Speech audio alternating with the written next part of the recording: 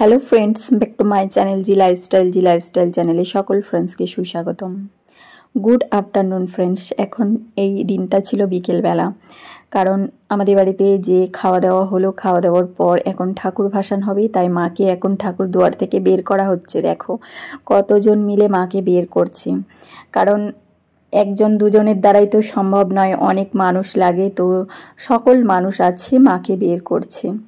তো দেখো অনেক মন খারাপ করে এই সময়টায় মাকে বের করে যখন। আর এই ভিডিওটা আমি অনেক লেটে আপলোড করছি, তো কিছু মনে করো না, কারণ বাড়ি গেছিলাম, তো বাড়িতে একটার পর একটা পুজো গেছে, আর টাওয়ারের প্রবলেমের জন্য ভিডিওগুলো ঠিকঠাক টাইমে দিতে পারিনি। তো এবার বরণ করা শুরু হবে।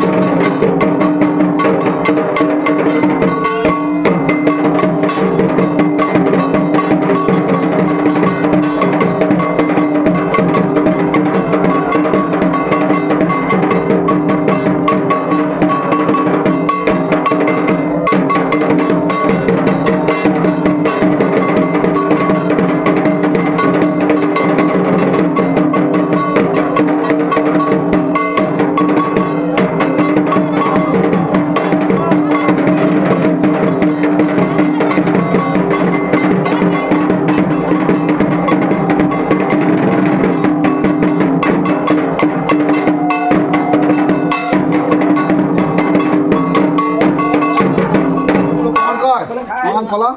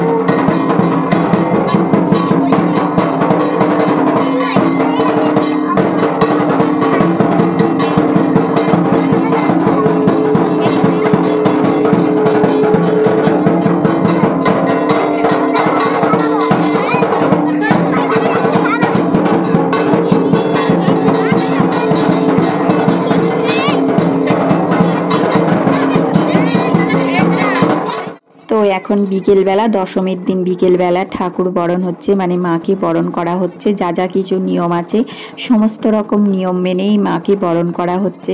সবাই মাকে জল খাওয়াচ্ছে, সিঁদুর পরাচ্ছে, আলতা পরাচ্ছে, মানে যা যা কিছু নিয়ম সেই মতো নিয়ম করেই এখন বরণ করা হচ্ছে। তো দেখো আমার বরণ এতক্ষণে হলো, মানে যা যা কিছু নিয়ম আমি সম্পূর্ণ করলাম, তারপরে বাড়ির সবাই একে একে নিয়ম করছে। আর এদিকে দেখো হয়ে গেছে বরণ করা, তারপরে এখন সিঁদুর পরাপরি, সিঁদুর মাখামাখি চলবে এবার। তো চলো তোমরা দেখতে থাকো ফ্রেন্ডস।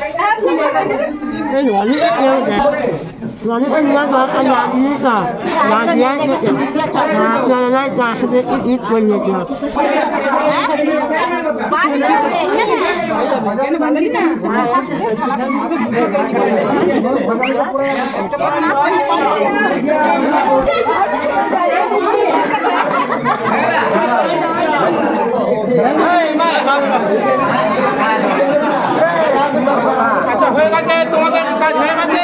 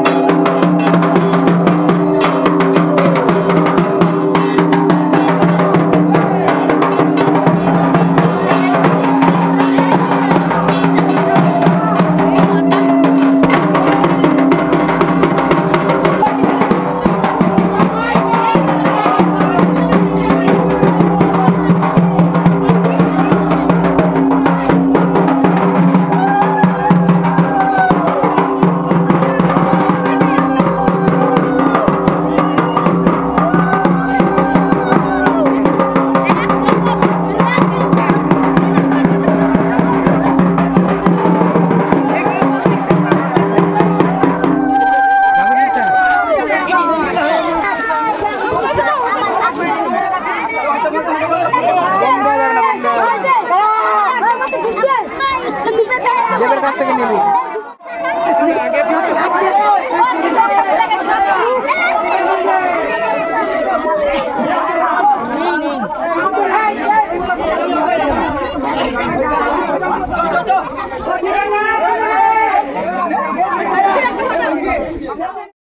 মাকে এখন বাইরে বের করা হলো, কারণ মাকে এবার একটু বাইরে দিয়ে ঘোরানো হবে। আর বাড়ির ভিতর থেকে এখন বাইরে নিয়ে আসা হয়েছে। এবার বাইরে নিয়ে এসে এবার একটা ভ্যান গাড়ির মধ্যে তোলা হয়েছে। তো ভ্যান গাড়ি থেকে মাকে একটু গ্রামের দিকে নিয়ে যাওয়া হবে। তো গ্রামের দিকে নিয়ে গিয়ে একটু ঘোরানো হবে, তারপরে ভাসান হয়ে যাবে।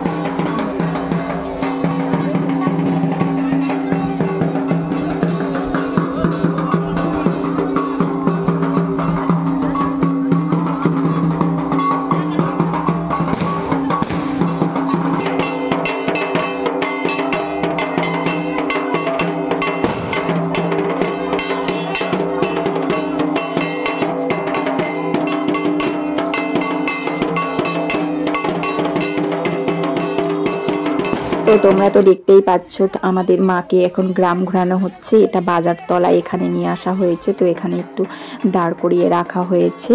আর এদিকে দেখো আবার চলে যাচ্ছি ভিতর দিয়ে, গ্রামের ভিতর দিয়ে, কারণ অনেকটাই ঘোরানো হবে, তারপরে সন্ধ্যাবেলা ভাসান হবে। এখন এদিক ওদিক অনেকটাই ঘোরানো হবে, তো সবাই মিলে যাচ্ছি। তো অনেক ভালো লাগছে, অনেক আনন্দ হচ্ছে।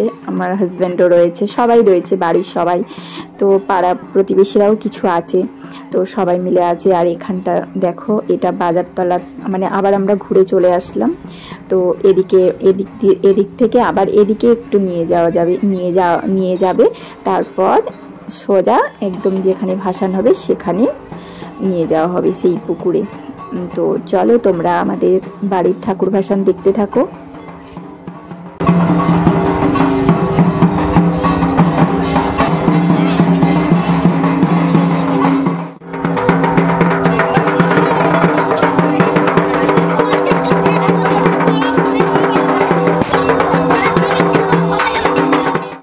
যে পুকুরে আমাদের মাকে ভাসান করা হবে সেই পুকুরের কাছে আমরা চলে এসেছি।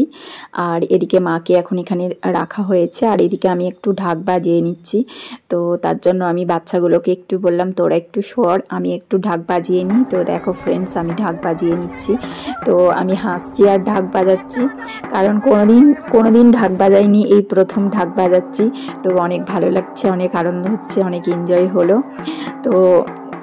হলো। কিন্তু যখন আমরা বাড়ি যাব, মানে এই যে মাকে ভাসান করে দিয়ে যখন বাড়ি যাব, বাড়িটা পুরো মা ছিল। এই 5-6টা দিন মা ছিল, একদম পুরো ভরা ছিল, লোকজন যাতায়াত, একদম সবসময় বাড়ি ভর্তি ছিল। আর এখন কি বলতো, যেই বাড়ি ঢুকবো আর দেখবো ফাঁকা লাগবে, খুব মন খারাপ করে জানো, মানে একদম বাড়িটা একদম ফাঁকা লাগে। তো এই সময়টা না খুবই মন খারাপ করে, কিন্তু তাও কি বলতো অ্যাডজাস্ট করে নিতে হয়, তাই না? আর এদিকে দেখো মাকে সবাই মিলে ধরেছে, তো সবাই মিলে এবার তুলে নিয়ে এবার একদমই পুকুরের দিকে নিয়ে যাওয়া হবে, কারণ ভাসান দিতে হবে মাকে, কারণ এটাই নিয়ম। হ্যাঁ, তো প্রতিমা তৈরি করে, প্রতিমা পুজো করে তারপরে তাকে ভাসান দিতে হয়, এটাই আমাদের হিন্দু সমাজের নিয়ম, তাই না বলো? তো এখন দেখো একদম পুকুরের দিকে নিয়ে যাচ্ছে মাকে। তো অনেক কষ্ট হয়, মন খারাপ হয় যখন মাকে ভাসান করে দেয়। তো আবার 1 বছরের অপেক্ষা।